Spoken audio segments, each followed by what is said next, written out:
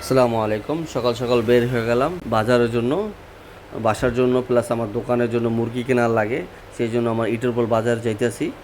বাজার শেষে রাস্তায় মনে পড়ছে আমি তো বাজারে কিছু ভিডিও করি নাই, তাই ভাবলাম ব্যাগটা খুলে একটু বাজারে ভিডিও দেখাই দিই আপনাদেরকে। কি খাইতেছো মা? আসলে আইস ললি মুস্কানটা দিছো? হ্যাঁ। মুস্কান কি খাও? এটা কি? এ বাবা, এটা কি খাইতেছো?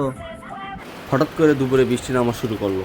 এই ফাঁকে আবার কল আসছে বাসালার যে ভাইয়া আপনার বোন চলে আসছে। তারপর সরাসরি আমি আবার বাস স্ট্যান্ড চলে গেলাম, পুরান বাস স্ট্যান্ড। ওখান থেকে আমার বার্গারের বক্সটি রিসিভ করার পরে আবার বাসা থেকে রওনা হয়ে গেছি।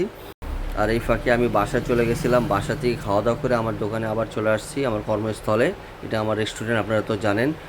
তারপর কিছুক্ষণ বসার পরে একটা কাস্টমার চলে আসছে। তারপর কাস্টমারের জন্য একটা সাব বার্গার, একটা সাব স্যান্ডউইচ রেডি করতেছিলাম। আপনাদের কাছে একটাই রিকোয়েস্ট, আমি নতুন, আমাকে অবশ্যই সাপোর্ট করবেন আপনারা।